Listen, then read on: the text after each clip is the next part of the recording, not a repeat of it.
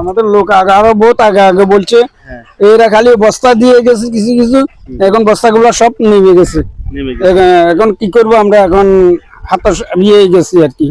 এটা এবার সরকারে যদি করে তাহলে আমরা নিরাপত্তা একটু মানে ভাববো আর কি, নাইলে তো আমাদের আর ইয়ে নেই, কুল নেই। একটু গার্ডওয়াল বা ব্লক দিলে একটু মানে আমরা মানে সহযোগিতা পাবো আর কি, নাইলে তো ওটা পাচ্ছি না।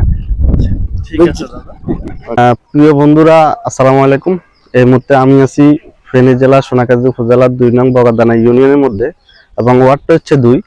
এই মুহূর্তে আমি যেখানে দাঁড়িয়েছি সেটা হচ্ছে আমাদের কাটাখিলা থেকে কাজিয়ার যাওয়ার যে সড়কটি, এর পাশে যে নদী ভাঙনটা, ওইখানের ভিডিওটা তুলে ধরার জন্য আপনাদের কাছে হাজির হলাম।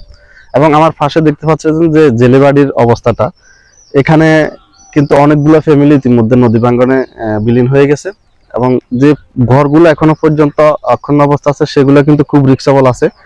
এবারে যে বর্ষা শুরু হয়েছে, এই বর্ষায় কিন্তু এই ঘরগুলো হয়তো থাকবে না।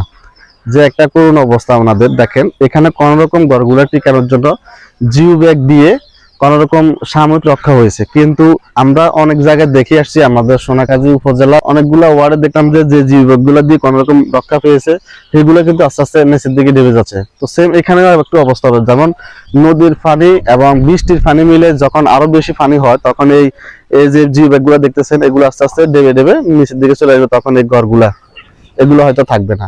এখন এই যে দুঃখ দুর্দশা কষ্ট মানুষের, এরা আসলে কোথায় যাবে? গরিব মানুষ, তাদের একটু সম্বল হচ্ছে ঘরটা, এটা যদি চলে যায় তাদের তো রাস্তাঘাট ছাড়া উপায় নাই। তাই আমি সরকার মহোদয়ের কাছে আহ্বান জানাবো, আপনারা দ্রুত আমাদের মুসাফির ব্রিজটা করার ব্যাপারে সিদ্ধান্ত নেন এবং এটা করবেন, এবং এখানকার যে মানুষগুলো আছে তাদের কষ্টের বিষয়গুলো চিন্তা করে এখানে কোন রকম গার্ড ওয়াল দিয়ে বা ব্লক দিয়ে এই জায়গাগুলো একটু কঠোর থেকে কঠিন করলে তাহলে অন্তপক্ষে কোন রকম রক্ষা পাবে। ঠিক আছে দাদা? এখন দাদা, যদি সরকার মহোদয়ের কাছে কিছু বলতেন। আমাদের লোক আগে আরো বহুত আগে আগে বলছে এরা খালি বস্তা দিয়ে গেছে কিছু কিছু, এখন বস্তাগুলো সব নেমে গেছে। এখন কি করব আমরা, এখন হতাশ ইয়ে গেছি আর কি। এটা এবার সরকারে যদি করে তাহলে আমরা নিরাপত্তা একটু মানে ভাববো আর কি, নাইলে তো আমাদের আর ইয়ে নেই, কুল নেই। একটু গার্ডওয়াল বা ব্লক দিলে একটু মানে আমরা মানে সহযোগিতা পাবো আর কি, নাইলে তো ওটা পাচ্ছি না। ঠিক আছে দাদা। ওকে।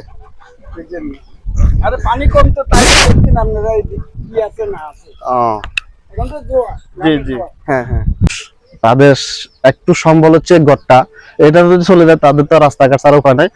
তাই আমি সরকার মহোদয়ের কাছে আহ্বান জানাবো, আপনারা দ্রুত আমাদের মুসাফির ব্রিজটা করার ব্যাপারে সিদ্ধান্ত নেন এবং এটা করবেন, এবং এখানকার যে মানুষগুলো আছে তাদের কষ্টের বিষয়গুলো চিন্তা করে এখানে কোন রকম গার্ড ওয়াল দিয়ে বা ব্লক দিয়ে এই জায়গাগুলো একটু কঠোর থেকে কঠিন করলে তাহলে অন্তপক্ষে কোন রকম রক্ষা পাবে।